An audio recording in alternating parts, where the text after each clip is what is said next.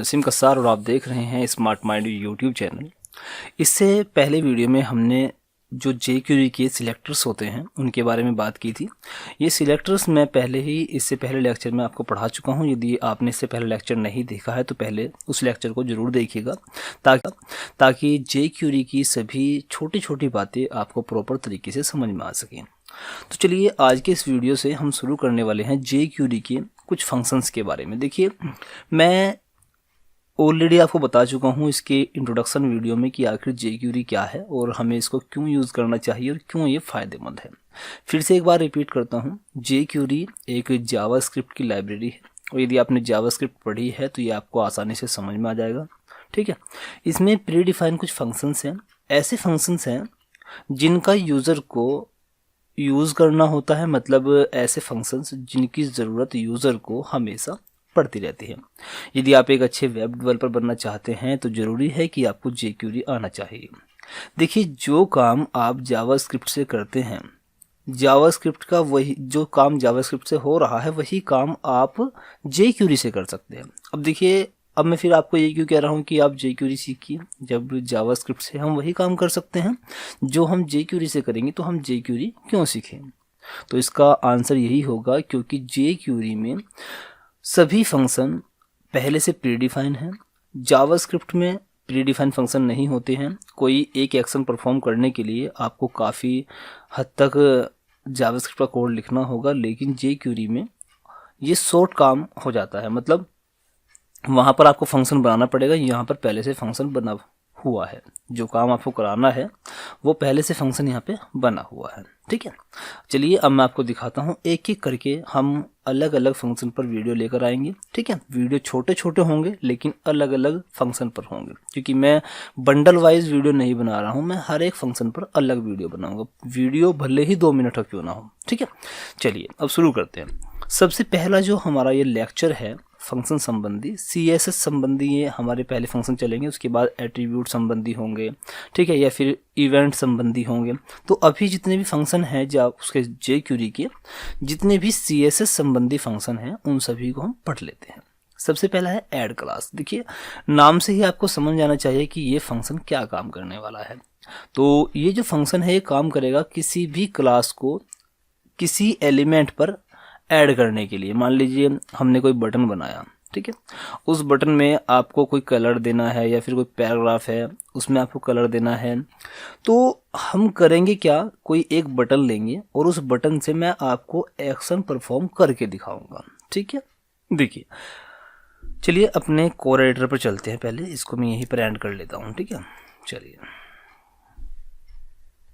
ये देखिए, मैंने यहाँ पर अपने जेक्यूरी की फाइल खोली हुई है जिसका नाम है jQuery.html और इसी फाइल को मैंने यहाँ पे देखिए, यहाँ पे jQuery.html मैंने यहाँ पे इसको ओपन किया हुआ है। ठीक है, चलिए अब कोड करते हैं शुरू अपना। देखिए यहाँ पे बॉडी टैग है, इसमें कुछ भी नहीं है। तो जैसे कि मैंने आपको बताया है कि कोई भी एक्शन परफॉर्म करने के लिए मैं एक बटन का यूज़ करूँगा। ठीक है, तो बटन का यूज़ करूँगा, उसके लिए मैं यहाँ पे एक बटन बना लेता हूँ। ठीक है, सबसे पहले मैं यहाँ पे बनाऊँगा बटन। ठीक है, और बटन का यहाँ पे मैं नाम लिखूँगा अप्लाई जेक्यूरी, या फिर छोड़िए लिखते हैं क्लिक मी। ओके, क्लिक मी, ये मैंने क्लिक मी लिख दिया, ये बटन बन गया। अब इस बटन पर जो जब क्लिक होगा तो क्या एक्शन परफॉर्म होगा, वो किस एलिमेंट पर होगा वो एलिमेंट भी यहाँ पे बना लेते हैं। मान लीजिए मैं यहाँ पर एक हेडिंग बनाता हूँ H2, ठीक है, और यहाँ पे लिखता हूँ मैं this is H2 heading. Okay, ये लिख दिया मैंने।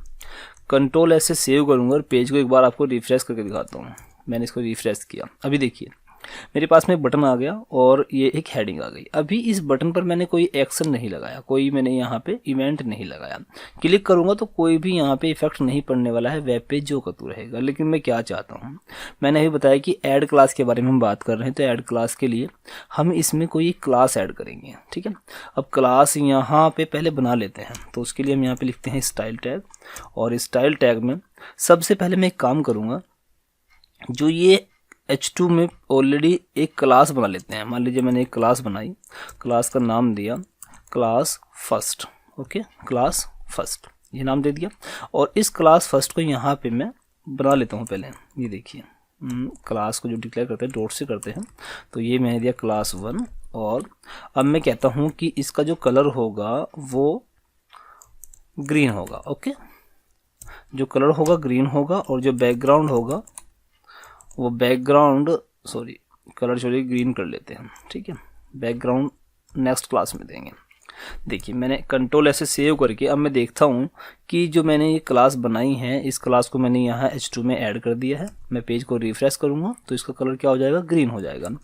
अब मैं एक दूसरी क्लास बनाता हूँ, ठीक है। यहाँ पे मैं एक दूसरी क्लास बनाऊँगा क्लास 2 के नाम से, और यहाँ पे मैं दूंगा बैकग्राउंड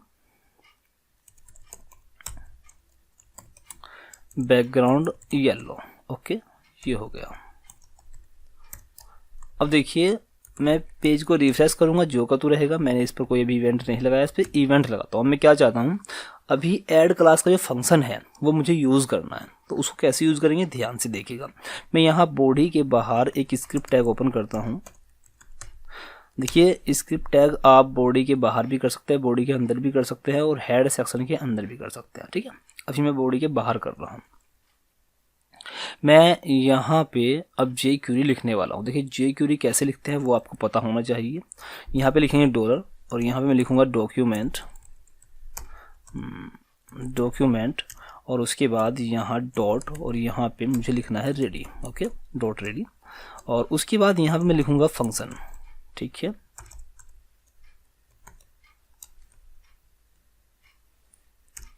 देखिए ध्यान से समझिएगा, पैरेंथेसिस जहाँ पर भी बंद होते हैं वहाँ पर सेमीकोलन लगाते हुए जाए ताकि ये टर्मिनेट हो सके, ठीक है। अब देखिए मैंने क्या किया, ये फंक्शन तो इसका नॉर्मल फंक्शन है जो आपको लगाना चाहिए। ये क्या करता है, ये क्या करेगा, जब आपका डॉक्यूमेंट पूरी तरह से लोड हो जाएगा उसके बाद इसके अंदर जो भी फंक्शन आप लगाएंगे तब वो काम करेंगे, ठीक है। उससे पहले काम नहीं करेंगे। अब देखिए अब मुझे करना क्या है, मैं चाहता हूँ कि जब ये पेज पूरी तरह से लोड हो जाए उसके बाद क्या हो, जो मैंने एक बटन बनाया है ये वाला, ठीक है, ये बटन, इस बटन पर जब मैं क्लिक करूं तो जो ये मैंने H2 बनाई है, इस H2 में मैंने जो रंग दिया है, जो कलर दिया है, इसका ग्रीन दिया है। मैं चाहता हूं कि मैं एक ऐड क्लास के फंक्शन के बारे में आपको बता रहा हूं, तो जो जैसे ही मैं इस बटन पर क्लिक करूं तो इसमें इस क्लास के साथ साथ ये वाली क्लास भी ऐड हो जाए, ठीक है। अभी कौन सी क्लास दे रखी है मैंने यहाँ पे, क्लास 1, लेकिन जब क्लास 2 ऐड होगी तो बैकग्राउंड क्या हो जाएगा, येलो हो जाएगा। तो मैं ये चाहता हूँ कि जब मैं बटन पर क्लिक करूँ तो इसका बैकग्राउंड कलर येलो हो जाए। तो उसके लिए मैं क्या करूँगा, यहाँ पर मुझे पहले लिखना होगा एलिमेंट का नाम, ठीक है। एलिमेंट कौन सा, बटन, जिसके थ्रू आप कोई एक्शन परफॉर्म करना चाहते हैं। तो मैं चाहता हूँ कि इस बटन पर जब क्लिक हो, तो मैंने यहाँ पर बटन को टारगेट कर लिया, और उसके बाद मुझे क्या चाहिए कि जब बटन पर क्लिक हो, देखिए बटन को मैंने सिलेक्ट कर लिया, उसके बाद क्या फंक्शन चलाना है, क्लिक पर, जब बटन पर क्लिक होगा, ठीक है। जब बटन पर क्लिक होगा तो यहाँ पे मैंने देखिए क्लिक का फंक्शन लगा दिया, ठीक है। ध्यान रखना ये रेडी वाला भी फंक्शन है और जो क्लिक लगाया है ये भी एक फंक्शन है। अब जब क्लिक होगा तो क्या होने वाला है, तो यहाँ पर भी आपको लिखना है फंक्शन, दूसरा फंक्शन चलेगा, ठीक है। और वो क्या करेगा वो ध्यान से समझिएगा। अब जैसे ही इस बटन पर क्लिक होगा तो फिर क्या एक्शन परफॉर्म होने वाला है, फिर से हम यहाँ पर डॉलर का साइन लगाएंगे और उसके बाद यहाँ पर आपको बताना है कि किस पर इफेक्ट पड़ने वाला है जब इस बटन पर क्लिक होगा। तो हम चाहते हैं जो ये H2 है डॉट, उसमें एक क्लास ऐड हो जाए। कौन सी क्लास ऐड हो जाए, उसके लिए मुझे यहाँ पे फंक्शन लिखना होगा ऐड क्लास। देखिए ये आ गया फंक्शन, क्लिक किया, और कौन सी क्लास आपको यहाँ पे ऐड करनी है उस क्लास का नाम यहाँ पे दे देना है, जैसे क्लास 2 के नाम से। तो मैंने यहाँ पे दे दिया क्लास 2। ओके, ये हो गया। अब देखिए अब मैं इसको सेव करके पेज को एक बार रिफ्रेश कर लेता हूँ, ठीक है। अब देखिए यहाँ पे आप ध्यान से समझिएगा, अभी मैंने क्या किया है, पहले से इसको मैंने एक क्लास दे रखी थी जिसमें मैंने बताया था कि इसका जो कलर होगा वो ग्रीन होगा। तो अभी ये क्लास जो है इस पर अप्लाई है, लेकिन मैंने दूसरी क्लास बनाई थी जिसका नाम था क्लास 2, और क्लास 2 मैंने यहाँ ये बटन है, इस बटन पर क्लिक करने पर मैंने इस पर अप्लाई की है। तो जैसे मैं इस पर क्लिक करूँगा तो आप देख सकते हैं इसकी जो बैकग्राउंड है वो कैसी हो गई, येलो हो गई। तो देखिए एक बार ध्यान से फिर समझ लीजिएगा, मैंने ऐड क्लास का फंक्शन लगाया है। तो ऐड क्लास का फंक्शन कब काम करेगा, ध्यान से समझिए। सबसे पहले डॉक्यूमेंट रेडी, ये डॉक्यूमेंट जब पूरी तरह लोड हो जाएगा उसके बाद क्या होगा, जो बटन है इस बटन पर जब क्लिक होगा, देखिए फंक्शन क्या है, ये क्लिक भी अपने आप में क्या है, फंक्शन है, ठीक है।